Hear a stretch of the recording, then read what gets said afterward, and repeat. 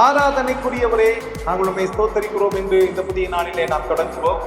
149 சங்கீதம் முதல் வசனம் சொல்லுகிறது, கர்த்தருக்கு புதுப்பாட்டை பாடுங்கள், பரிசுத்தவான்களின் சபையிலே அவருடைய துதி விளங்குவதாக என்று சொல்லி நாம் பார்க்கிறோம். பரிசுத்தவான்களின் சபையிலே அவருடைய துதி விளங்குவதாக. இஸ்ரவேல் தன்னை உண்டாக்கினவரில் மிகவும் சீயோன் குமாரர் தங்கள் ராஜாவில் களி கூறுவார்கள்.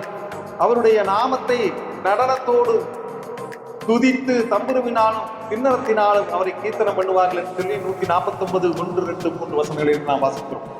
தேவனுடைய பிள்ளைகள் பல இசைக்கருவிகளினாலே தேவனை மகிமைப்படுத்திக் கொண்டிருந்தார்கள். தேவ சபையில் பரிசுத்தவான்கள் பாடுவார்கள் என்று தாவீது சொல்லுகிறார். கர்த்தருடைய பிள்ளைகள் நாம் சீயோன் குமார்த்திகளாய் இருக்கிறோம். நமது ராஜா கிறிஸ்து இயேசு ராஜாவாய் இருக்கிறார். அவரை பாடுவோம், அவரை துதிப்போம், அவரை ஆராதிப்போம். அவரை துதிக்கிறதுக்கும் ஆராதிப்பதற்குமே கர்த்தர் நம்மை அழைத்திருக்கிறார். ஆகவேதான் ஆராதனைக்குரியவரை ஆராதிப்போம். ஆமென்.